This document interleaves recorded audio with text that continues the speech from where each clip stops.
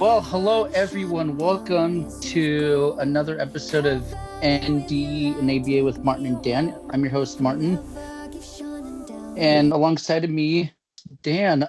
This will be our last episode of NDNABA, but for a very good reason. So, Dan, I'd like for you to take it away. Aloha, everybody. As Martin said, it's our last episode of ND and ABA because we here at ND and ABA have decided that we would like to make space for neurodivergent advocates in the community, as well as the space that was made for clinicians. Though, as you may have seen out there, there is already a lot of space for clinicians. And I myself, being in the field, I feel it would be great for us to give that space to neurodivergent advocates non-contingently. And therefore, we are changing the name to ND Support Pod. From this day forward, will be Neurodiversity Support Pod with Martin and Dan. And we I love have a it. full guest. Please welcome Sara Bradford. You may recognize her from SJ Child Show, the podcast, as well as SJ Child Show support and events and global advocacy networks. Sara, welcome to our show, and Thank thank you you. for being on.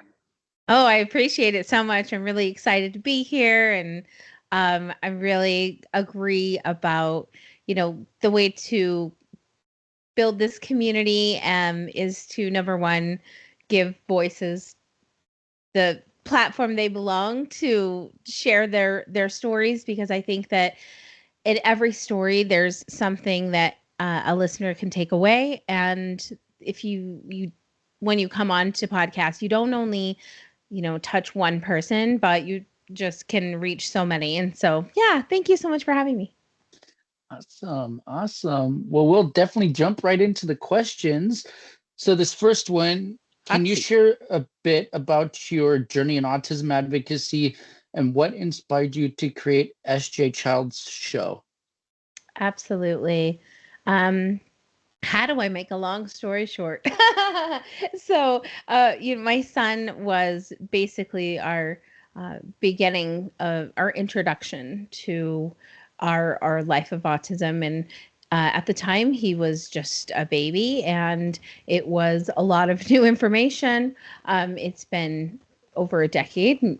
He's actually 15, so going on almost 2 decades now. And the more we've learned, the more we've, ingested and really learned how to support him in the best way. We've also uncovered for all of the rest of the individuals in the family that we are all autistic, and that we are all ADHD, which is autistic with an ADHD component, if you will. And our son does have a few other support needs than my husband, myself, and my daughter. But I think that with this perspective, oh my gosh, so many opportunities, so many chances for me to help my fellow neighbors, my children's peers in their classes, in their schools, the teachers, the administration, the local fire department, the after school programs, all of these opportunities that have come for me to be able to teach everyone what I am living on a daily basis and what I am learning, not only about my family members and but myself, and the introspection that I got to take away from finding out for myself. And the podcast really was born from the children's books. Okay. And I wrote children's books to help my kids' classmates better understand them, better understand why my son, would yell out potassium when they were doing the alphabet at the letter K, and why he just said these different things that they didn't understand a lot of the time. And, while they were playing with other things, or, the sensory toys, he was trying to memorize languages and really high math problems. And so it made me realize that there was this I guess, opportunity to help these kids and even the typical kids in the other classrooms really understand who he was. And it was very personal, and it was a little bit hard, I guess, to even want to share the story in just that, people take things, they perceive them as they will themselves. And so are people going to see it the way I see it? Or is it going to be, understood on a level that these children can understand it and can really better support him? And then it turned into so much support from family and friends and teachers, his teachers at the time, that just, these are beautiful. Keep writing, keep writing. And I am a very inspired poet, if you will. And so it didn't take long, and I had 10 books written. I have published 7 of them. I still have a few more, even aside from that, in the works. So it's just such a passion. But that, I thought, okay, well, how do I get the message about these books out there? So I started going on to other podcasts, and in that, someone had encouraged me to begin my own show. And I had thought about, when I was becoming an author, well, what was a good catchy name for this author to become? And I, relished and thought about the other authors that I'd looked up to and loved in my life. And a lot of them had that 2 initial first name, right? And so I thought, okay, I'm going with this. So Sarah Jean is my name. And so I went with SJ. And then Childs was kind of a play on the children's genre that was the, where I was writing these books. And so SJ Childs was born. And I remember thinking, like, okay, SJ Childs, and I would practice saying it in my head, and all of these things. And I didn't realize what what could come of it, I should say, and how big it's become, and how exciting and proud and just overwhelming, I guess, a little bit at times. It is really just grown more than I could have ever imagined. So I started the podcast in 2021, I guess. And now I'm 300 episodes in, and I have learned more than I think a human usually partakes in their 3 years of learning about people and society, and different people's experiences, and family members and clinicians, and just the whole spectrum of support that surrounds the autistic community. And I saw, where maybe things were missing, like emergency responder support and information. And, then I'll tell you a little bit about that wonderful project a little later. But just, I started to see the gaps in the education system, in the workforce things. And so then I really realized, well, how better to kind of help more people understand than, just as you guys want to do, have a summit, have a conference where you can share as much information and as many of these stories with the best and biggest audience you can get them in front of. And so, yeah, it's been beautiful. Our family is very just like loving and supportive, and there's not there's positive chaos in our house, but it's not ever like negative or, yes, we have teenagers and they do teenage things, and I'm not going to get away from that.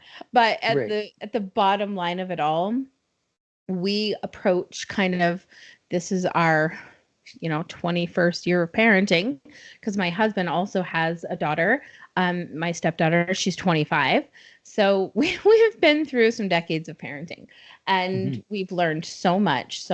And I think that it's just imperative that we kind of help people understand maybe what we found to be not effective as to what we have found to be extremely successful.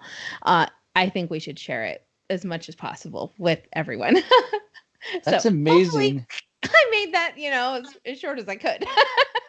No, that's amazing. 300 episodes? That's incredible. Yes, Thank certainly. you. And give yourself a pat on the back. Anybody who, especially autism parents who have an extra hour or a few hours on the weekend to devote to advocacy and creating space for others, just give yourself a pat on the back. Anybody who is supporting inclusion and kind of giving voices to those in need, especially in this time now, is really doing their best to put their best foot forward, I think, as we go into 2025, and really should be proud of themselves. Martin and I, we had the pleasure of meeting Sara last year during the 1 in 36 Mix virtual Autism Summit. And coming soon, she has the International Autism Summit for the second annual conference coming up. And yeah, I'm wondering if you might like to share a little more about that, Sara, and also let us know maybe who are some of the most inspiring voices you've had the privilege of speaking with in your advocacy journey? I don't want to leave anyone out. But I would say the ones that you would find on the top 10 advocates list. I will name those folks because they're easy to find. Of course, the one and only fantastic, beautiful, amazing Temple Grandin. And my conversation with her was just whirlwinding. It was inspiring. It was enlightening. It gave me ideas beyond what I had already considered. Yeah, it was beautiful. Then Carrie Magro, before I'd even started the podcast, had reviewed 2 of the books, a book that I have about Down syndrome and the autism book as well. And so that was fun. And then, of course, I invited him onto the show and we got to talk about those exciting things as well. I'm like all these names. Stephen Shore, who is just so fantastic and is doing wonderful work with PBS now, and has the voice of one of the characters, or is based on one of the characters, one of the two. But yeah, I'm really excited for him. I've actually done a few different segments with him, and he's been in a couple of the summits as well. So that's been really nice. Danny Bowman, who everybody knows, from Love on the Spectrum, if you've ever seen Love on the Spectrum US. So Danny, is really privileged to actually have her on before any of the hype and any of the stuff. And so it was just like when she was really just getting started doing podcasts, not being, she started her business when she was like 14. So, I mean, she's just like a wild firecracker, she's incredible. Sorry if you hear my cat. She's in heat and she's like meowing her head off outside the door. But meow. Give a little shout out to Itty Bitty. But that, I would say who else some amazing Barry Prezant, Dr. Barry Prezant, who I personally really admire, and his book Uniquely Human really helped me to appreciate that, number one, what I was doing was already highly recommended by experts. So yeah, and then and just really helped me to also kind of spread the word and have a better understanding about the that all behavior is communication, and not to look at it as this intentful action as much as a need to try to communicate something that might not be able to be processed in a verbal sense, or they're just don't understand how to. So it just really helped me to better look at maybe even some of my support families that I was working with to help them better support, their kiddos. And so, yeah, it's been amazing. And I mean, I've had Martin on the show. Can't, give it, you're not on the list. I promise you've been there. And, some other advocates that have been in the events. Oh my gosh, the events have been more than I could have imagined. In 2022, I started the first one, which I said to my husband, we were just in this very office, said, what could we do? Like, get a bunch of people together and share stories and like have kind of like a fun conference type of thing. But what I was hearing from other people that were attending some other conferences were that it was just very medical and it wasn't actual voices of autistics. And so I really wanted to embrace that and say, well, I can do that. Like, let's try this. And my husband said, how about the 1 in 44 tour? And I was like, okay. And when it was, over and done, and I looked back and thought, I just made an idea, this gigantic thing, and people came and we had amazing sponsors. We had 44 speakers. It was huge. And it really just, it gave me that hope and inspiration that it was a good thing. I need to invest more of my time and my passions into it.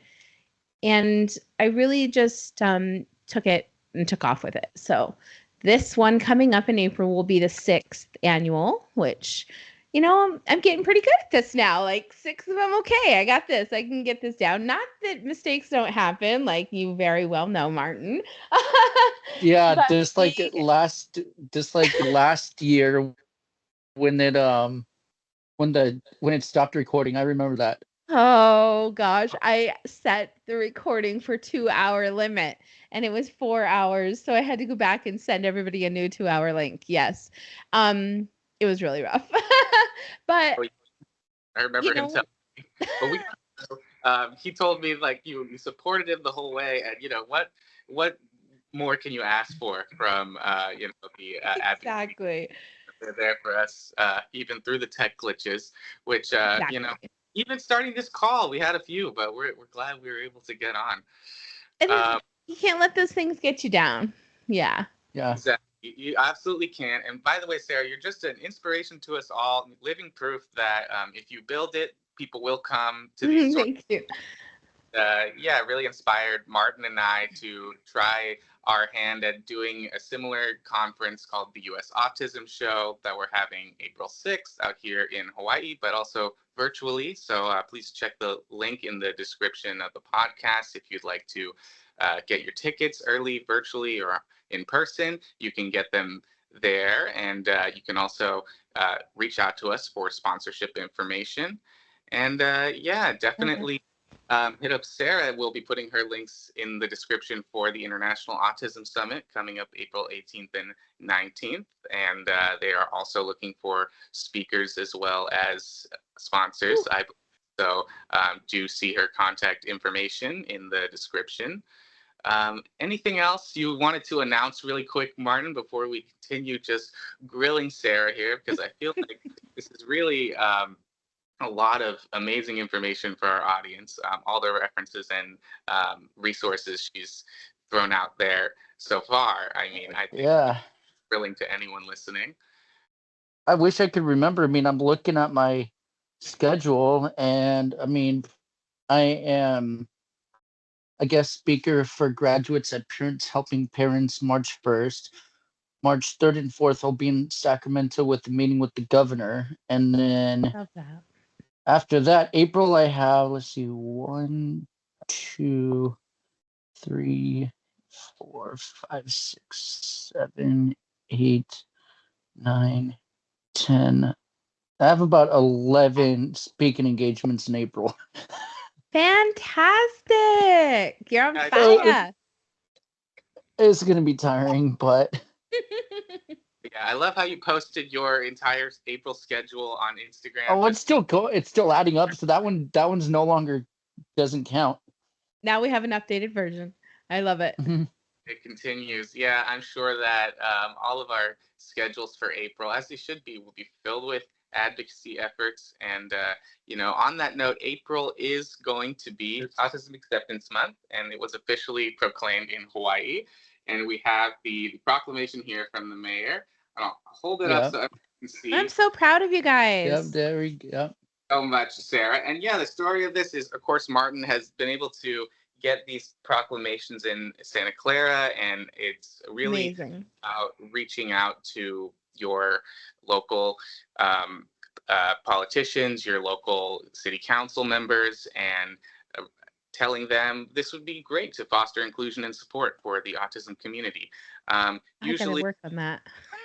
have them reach out. I mean, I've actually got 2 more that are going to be created in April. So I go over to their city halls and say a few words and pick them up. But so cool. The grind doesn't stop. It does not stop. But I'm looking forward to seeing how April shapes out to be. So with that being said, I know this is going to be your 6th year with the 1 in 36 mix. So, I mean, it was amazing. Yeah. I mean, it's exciting that me and Dan have been speakers. So, what are some key takeaways and how do you envision the impact on the autism community for those who haven't attended the summit yet? Oh gosh, some takeaways. Well, there's something for everyone. Let's just say that. There's no cornerstone topic, anything left uncovered, I hope. I really am trying to have all of, everybody's questions or, the things that are important, I guess, in society right now. And I really want the people who haven't been a part or been able to kind of you can first go to my website at the NC, the amazing what am I trying to say? Testimonials that people have left about, the events and how it has left them feeling, how they've left with feeling of more community, more support, opportunities that have led them to bigger and better opportunities. And to be able to kind of be the base or foundation of that for someone is just heartwarming. And I couldn't ask for a better gift to be able to give to someone than for them to have especially a financially better opportunity because of something or someone they met or someone that listened to them and then thought, oh, they would be perfect for this. And I do have a few wonderful advocates that actually show up and do that, as Martin, like Harry James O'Kelly, who will literally pick speakers out, and she has this muse mentality and she sees what somebody can do to make themselves better, and she wants nothing in return. It's not anything monetary for her. She just has this vision for people, and it's so beautiful. And I think that there's, in the past, we've had topics of like I said, education. There's been topics of work and training, sex and dating. That's really important to kind of just cover all of these topics. Of course, parenting. There's so many questions when it comes to that I think there's a lot of conferences that do cover, a lot of that information. And so I really also love to just have advocates tell their stories, because I think in those stories can be golden nuggets of information that families, professionals, other advocates can take for themselves, and maybe how somebody has dealt with a challenging situation. It's just beautiful, the amount of knowledge that comes out of these summits, especially when are having um, double digits of speakers. And let me tell Yeah, you, from the sign up 24 hours ago, we have over 26 people signed up. that's amazing. That's amazing. So, yeah. Oh, I love it. I I got one more question for you in regards to the summit before we move on. We have about four more questions, but I'd like to dive into your international summit because this will be your second year doing it, correct? Yes. Okay. Um, so can you tell us a little more about the event and then its goals? Because international is huge. I mean, when I got that email that so many people have signed up to be a speaker, I mean, that's incredible. I mean, that already shows the impact that you have on the community. It's so beautiful, and like I said, starting out writing books or however it started, I could never have imagined it could have gotten to a point where people were excited to do something with me and just like Mhm. rallying around. And um, the International Autism Summit, last year really gave me the opportunity to bring in advocates from around the globe. We had advocates from Lithuania, a non speaking advocate from Germany, um, Africa, India. I mean, I can't Wow. probably name all of the countries. The UK this year. There's a lot of U.S. advocates, of course. And then I'm reaching out to again our African advocates. We're going to have people from India, the UK, Australia. I saw somebody that had signed up from Australia, so very excited to have them. So yeah, really the stories and information again that people can learn about kind of the stages other countries are at in their autism awareness advocacy journeys. And some of it's really um, how do you even say it? Some of them are, is just it's very far behind where we're at in the US, and it really Hmm. gives you this perspective of how lucky we are to have so many people wanting to share their stories in this positive way that can, help others. But I think that it's really important that we see where our global companions are at so that we can offer assistance and offer the knowledge that we've gained along this journey, and to help them feel validated and heard and seen as these amazing humans that they are, and not maybe have the experience that they have had of being belittled or, you know, thought of in some very inhumane ways. And it's devastating. At the same time, that's why we do it. We have to help bring a different light and shine this bright light that we have in these areas that need it the most. That's Absolutely. amazing.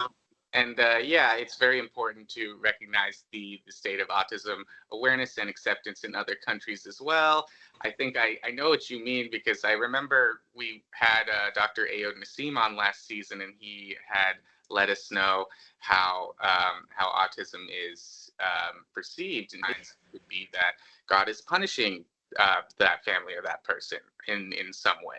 And so we really want to promote acceptance and inclusion when we're talking about these things in our advocacy, so that people understand, of course, this is not something to be dreaded. It should be celebrated. And there are challenges that come with autism. There is a large community of support that celebrates and holds people up, that hopefully will help us all overcome those challenges we face as a society in understanding autism. Yeah, to say the least, we'll leave it there. And thank you for being on the show, Dr. Naseem. We want to give you a quick shout out there. Yeah, I also really did want to ask you, before we get too far along, about some of your recent advocacy, which I found very impactful, about first responder alert stickers for autism awareness at the door when coming to address the situation. And the personal story that you shared, which I found very inspiring, if you wouldn't mind elaborating, and how you were able to come out with that, and what we can do to support your efforts, as I believe they're ongoing. Yeah, 100%. And I do have these so that I can kind of show you guys all at home, or if wherever you are listening and watching, and I can explain them a little better. And I have two kind of personal stories about them. The first one is how it actually came to be. And that was that I do run a Facebook support group called Autism Advocate Support Group. So anyone that is listening and wants to join, would love to have you. It is a private group, and I'm very careful about the information that is shared, and make sure that, I vet as well as I can all of the members and information that is shared in the group, to protect and keep everyone safe, and a really warm, positive place. And at one time, about 5 years ago, maybe, a mom reached out to me and told me that her daughter at the time was 8 years old and non-speaking, had gotten out of the car at a stop sign, and that she had ran across the street to a stranger, and the little girl really liked to give hugs. And so she hugged onto this woman at this stoplight. And when the mom came to get her, the woman thought that it was a kidnapping, and she would not return the child to her mom. And there was no way, your 8-year-old child that is non-speaking, especially, doesn't have ID. They don't have identification. You cannot identify them as your child. I mean, yes, maybe through pictures or or things like that. But at this point in time, it was a really scary, traumatic situation for this mom, and the daughter probably didn't identify with the safety or the, fear that was happening. But eventually, of course, she got her daughter home, and she called just so desperate to understand what can I do? What could I possibly do? And I just had an idea. Well, maybe I can create something where we can alert the emergency responder, or we can have the information on you at all times, wherever that may be, if it's at your house or in your car. And so I just started to kind of put things together, and I came up with this idea for the sticker that, says, "Attention emergency responders, autistic individual on board," or the one that is for the home says, "Lives here. Autistic individual may not communicate or comply in an emergency. And please see the emergency profile." That is the really big piece of this, to understand and, give more support. And that's this piece right here. And I mean, you can make it digital, I'm sure, excuse me. But of course, having this one, just in case of a car accident or anything like that should happen, is so important. And what it has is, you fill out the child's information, or adult, individual, and it has the emergency contacts, restrictions, what they, may or may not be tolerable, medical needs, signs of escalation, their likes and dislikes, and then just a really small PEC system. But then I've also created this larger scaled one for non-speakers and even not non-speakers that in this moment may become nonverbal and may not be able to, because of the, anxiety or trauma that might be occurring. Then they have a little bit easier way to communicate. And like you said, Daniel, there wasn't until, I've sent hundreds of these stickers and kits out across the United States, thanks to amazing donations from the community. There's a donate button right at my front page of my website, sjchilds.org. You can go there and hit that button and learn about all of these other things. But what really was incredible was that on New Year's Eve, my 13-year-old left the house and she did not come home. And at the time, we had just started homeschooling, so there wasn't like this group of kids she had been talking to. And we were really left with no idea of where she could be. It was so terrifying. She, like I had said in the beginning, she is also ADHD, and she is very highly intellectual. But I think that sometimes that also makes her vulnerable, in that she can be misunderstood by adults, especially. So it was really scary. And of course, by about 8 or 9 o'clock, she left in the afternoon. By 8 or 9 o'clock, it was 30 degrees outside. We live in Salt Lake City. It was so cold. It was below freezing at that point. She didn't take her jacket, she just left the house. And I just had no idea of and I, of course, had been driving around for hours and hours and hours. She had turned her phone off, so there wasn't any way to track in anything. And when the police came, the first thing they saw was the alert sticker on my front door that says, "An autistic individual lives here." And before I even opened the door, the power of everything that was in that moment helped this officer prepare for a situation where he already had more information than if we wouldn't have had that sticker on the door. When we opened, he said, he obviously we had made the call, so there was an understanding that there was a teenage girl that was missing. And he said, "Tell me all that I need to know about your daughter.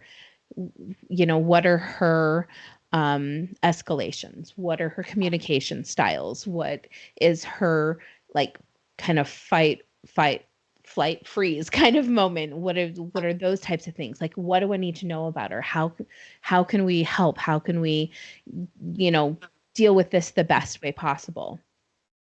And my husband and I were just all overwhelmed with this situation already, but so impressed with the level of empathy, with the level of professionalism, and wanting to know more. How could he help? Because he had this information ahead of time.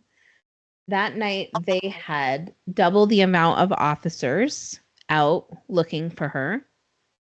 And it did, at about midnight or ish or something, come to the conclusion that she generally is probably inside somewhere. She's too smart to not be inside, or outside in the freezing cold somewhere, that she probably is inside. So we'll wait till the next day. And I did end up, she turned her phone on at one point, and I went to the address. And that night they didn't answer, but the next day they did. And they let us know that we were just next door to the house we needed to be at. So everything, worked out. It was fine. And kind of the most incredible story came out of it that I haven't shared with anyone. I hope it's okay for me to share.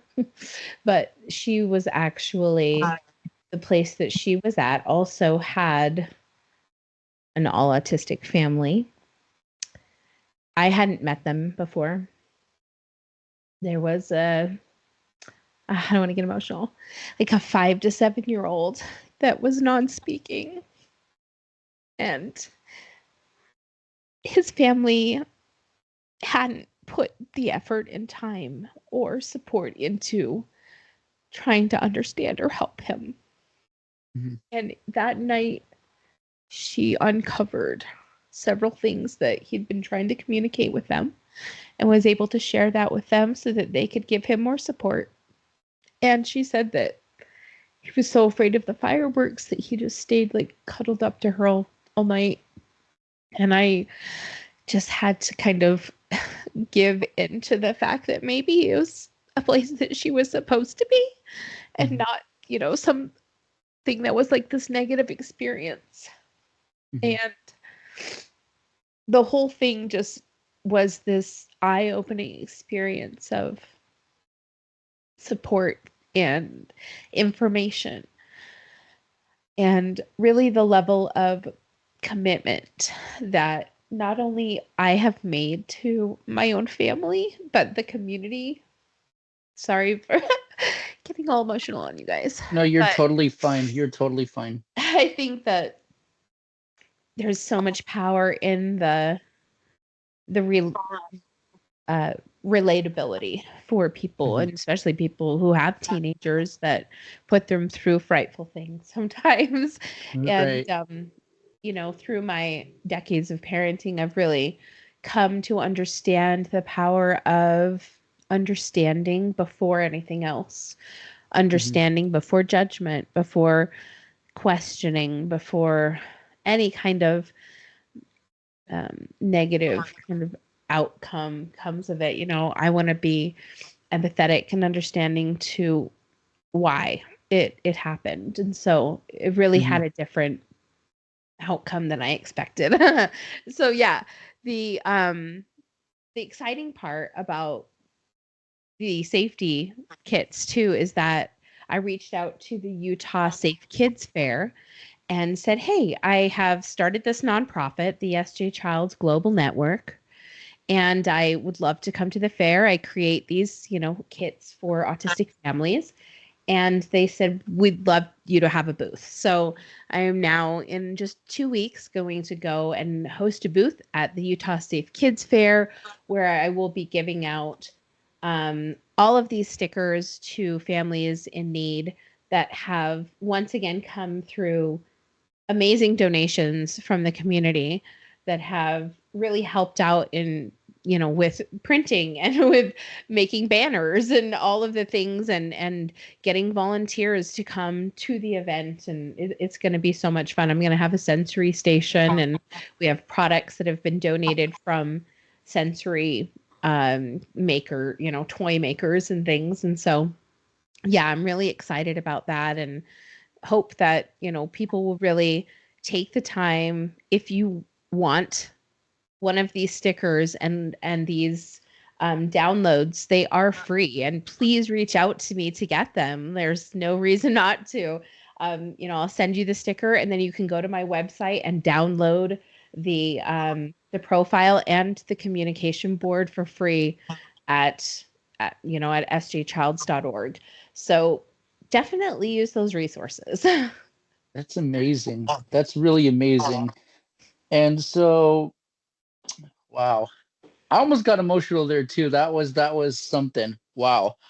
Um, It really. wow. My brain is like trying to come up with something. It's like, wow. Oh yeah. Well, sometimes it does feel like um, wherever we are, whether or not it's a result of let's call it bad luck or something that is scary happening to us. Sometimes it puts us in a position where we are grateful for what we can do and where we can help. And I think Mhm. both you and your child found yourself in this position through that story. And I think that's what makes it so wonderful is you were able to see the really inspiring impact of the stickers on a parent who is also in shock during the situation, not having the responsibility to say, hey, wait, officer, wait, I have to tell you all this information. Look at this binder and all these things I have and stuff like that. Instead, they know, even look at the profile. That was a probably really impactful moment for that family, having a lot of those communication behaviors be unveiled and have light shed on them, as well as just for that other child to make it through the night with the fireworks. Really, there couldn't, I guess, have been a better way for that to work out. Although I know. A lot of, grandparents and things. And what did you punish her? Did you take everything away? And I said, no, nothing like that happened. I told her I loved her. I wanted to understand the situation. And I took that family a pizza and I told them thank you for letting her stay, even though they hadn't known that that was the case. So a little surprise to them. And yeah, I think it's really nice of you to share that with us, and thank you for being careful with people's identity and their privacy. So I'm hoping that's all right for us to share with everyone. Absolutely. All right. So I have a couple more questions here. I'm saving the best one for last. But I do want to bring up funding, if that's okay. Yeah. Just real quick, because it's like, funding is always challenging, It's always a challenge in advocacy work. So can you tell us about your fundraising efforts and how your audience can support your initiatives? Yeah, thank you so much. I started an LLC at the very beginning of the podcast, and then kind of moving through it, I realized I would really like to start a nonprofit. And I was a business paralegal, and so I wasn't lost on like how to start a business, but now how to run a business. Well, that's another story. So I didn't really know what I was doing, but I am the type of person in my life who's had, like 5 different careers, and I know that I like to take risks, and so sometimes I'll just jump feet first into something without really knowing where I'm going with it, but I have good intentions of where it's going, so I think that that'll carry me through. So that's kind of what happened with the nonprofit, is that I wanted to be able to ask for these donations in a way that people found inviting, that they wanted to help, that it wasn't just me out there asking for money, or anything, because I think that's so cringy. And my husband, he's so good. He's just like, this is what they, you need to just tell them this is what you need. And I'm just like, oh, I don't know how to do that. That's so scary. But I think that when you, as far as like with the stickers, it's easy to ask for money to create things to send to others. Like I really don't, it's not hard. I can find a way in my head to make space for that.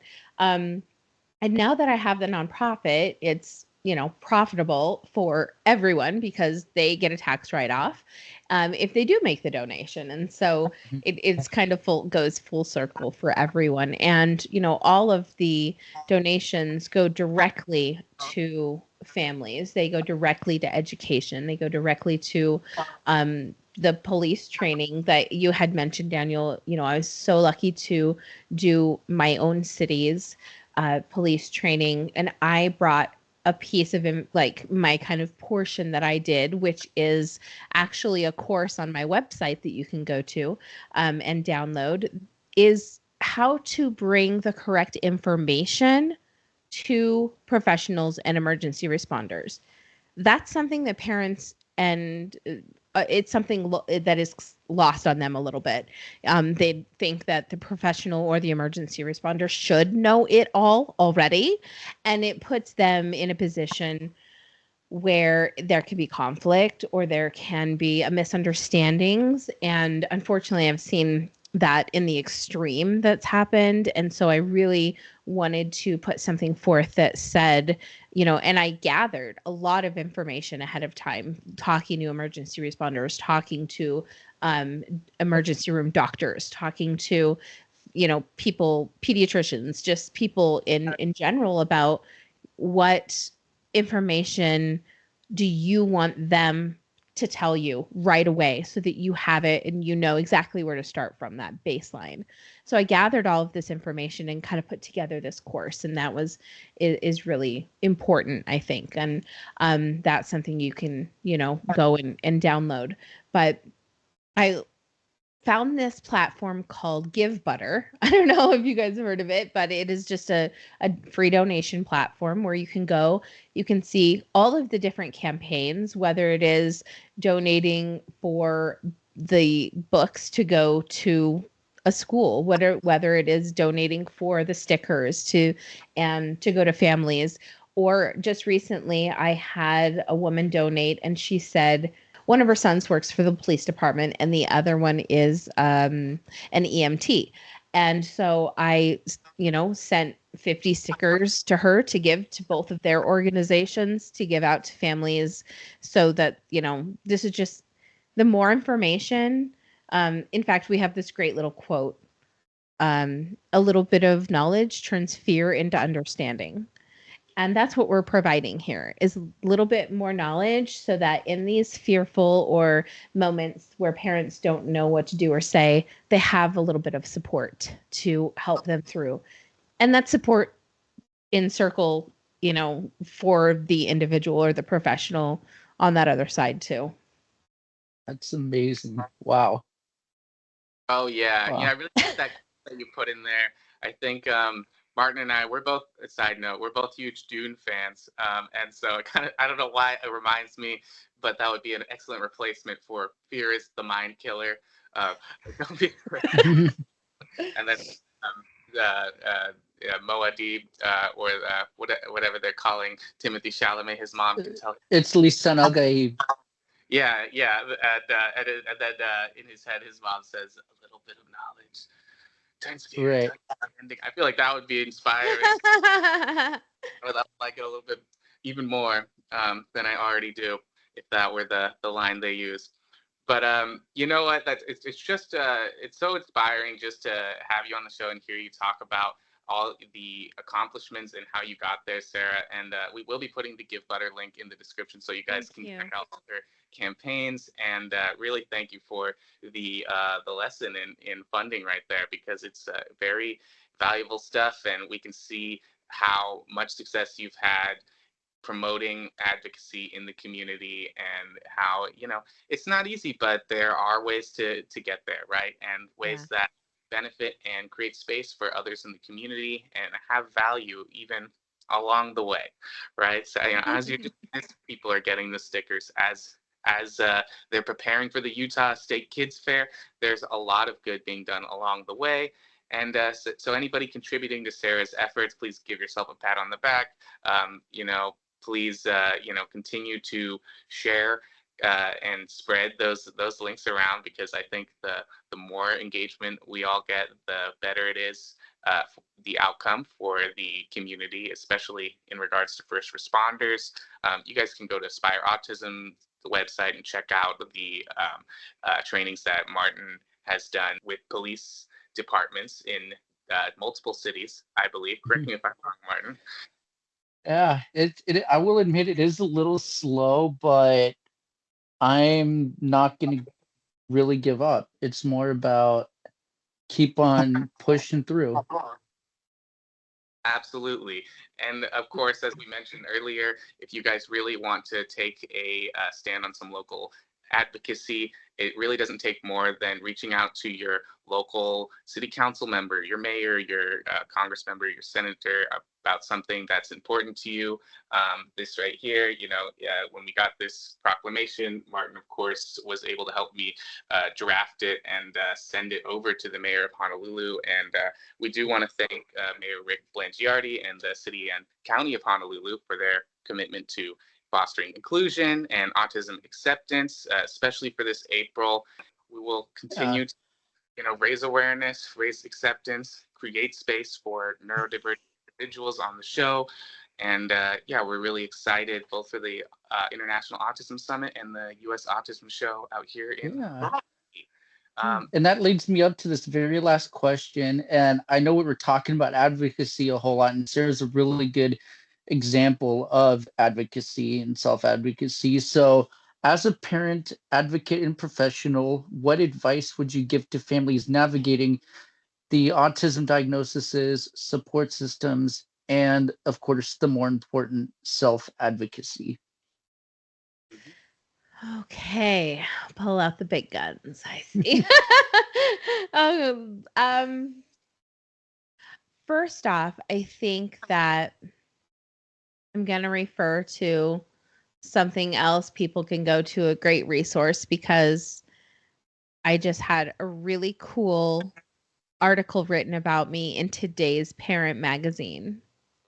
And I have the link I can send you guys. But one thing that she, definitely quoted me correct on was that I believe that all children, especially neurodiverse children, although you may not know, that you're on that journey, should be looked at and believed before all else. Like, you should have this curiosity, this beauty when you look at your child, to want to help them uncover themselves in the best way possible.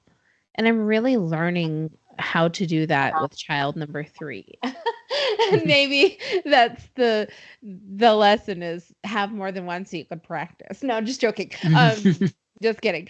But I think that take this, to use with all of your children. They want connection more than attention. All of us as humans want to feel like we belong, like we are valued. And that starts, I think, the moment you look in their eyes, the moment you meet them, the moment you bring them home, the moment you take them to their first, preschool, kindergarten, graduation.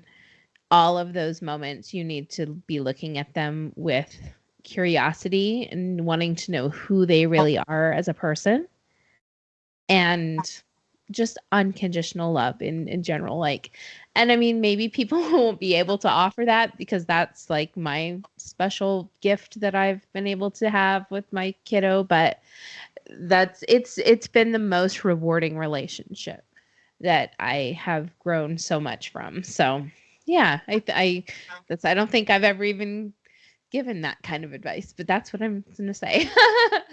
That's amazing.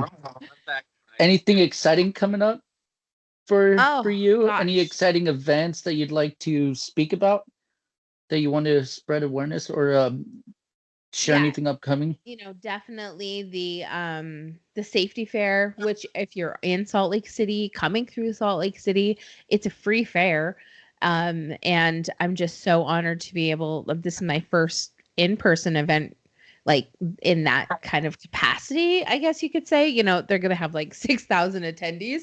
So it'll be really cool to see. And I'm hoping to really help bring some understanding and awareness to the community itself. And of course, the International Autism Summit, which will be in April after the wonderful Autism Show conference. So make sure that you get your calendars signed up back to back. And please, go and donate if you can, support, share. Just sharing helps so much. Just sharing the promotions or the graphics or anything on other social medias, like, it helps out so much. It's unbelievable. Just having that word of mouth, and I just, of course, want to say thank you. And I'm so grateful to all of the people who support and show up, especially in that time of need on on New Year's Eve. I think that post itself got 145,000 views. And oh my gosh, like, are you kidding me right now? Wow. That is so much support. And I received so many messages and so many prayers, and like so much came out of that situation. And not that I want to ever do that again, but Right. it just goes to show, like, when you really put your time and effort into making connections with everyone, no matter whether they're people at the grocery store or people online, like, there are rewards that come from those types of things. And I hope that I can just be a good example and keep shining my light on everything and everyone, because I think that our lights never dull from sharing them with others. They just help glow us all up, right? Absolutely. Yeah, absolutely. And, yeah, I really love all the key points you put on there in the episode. From where you highlighted the K for potassium story, and how you as a parent want to uncover that magical and unique individual that every parent with a child on the spectrum can uncover, and going on and telling us about how behavior is communication is something that impacted you. I'm sure it's impacted me a lot as a clinician, but even further, that kids, they really want that connection more than just purely attention. I think a lot of people are wondering, where is the line there? And I think you said it perfectly. There's unconditional love and support. If you're a clinical person and you want to say non-contingent reinforcement and say that you are just there no matter what, even though, it might be, oh, perhaps it is a lot of attention at this time, but this connection is something that potentially needs to be nourished, and that'll have all sorts of positive benefits throughout both you and that individual's life. I think all those things are just so inspiring. I think whether you share your story through a book or whether you're sharing your story right now on a podcast, of course, it makes a slight difference on what media people are absorbing it through, but the effect is that it's going to hopefully reach somebody in need of feeling less alone, or in need of information, who's going to be able to find valuable insight and instructions, resources they can use to help their situation. So, Sara, thank you so much for being on the show. Give yourself a pat on the back for us. You're just Thank you. And thank you for really everything you do, but also thank you so much for participating in that Utah Kids Safety Fair. Anybody going out there, please go give Sara a big hug for us, and say hello from Martin and Dan. I'd love that. Everybody, thank you again for listening. Feel free to support us on Instagram. We'll be changing everything to ND Support Pod for the Neurodiversity Support Pod name change. And you can also go and DM Sara at SJ Childs with an S in the end, so that you can get the sticker for the first responders for your house or your car. And feel free to give her a like and a follow. And remember to check out the Give Butter initiatives as well. Anything I'm forgetting before we sign off here, Martin? Not that I'm aware of, but for every listener out there, let no one dim your light. And I think I'm going to say that after every episode, because people need to remember that, your light shines bright and you are a wonderful person. So thank you all for tuning in. And this was honestly a great episode. This was honestly one of my favorites for sure. Mm-hmm. Yay. Well, love that. Wonderful to have you, Sara. Pleasure. See you again. I wish you aloha ahuihu until we meet again. And aloha. Martin, you as well. Thank you guys so much. And have a good week. Bye.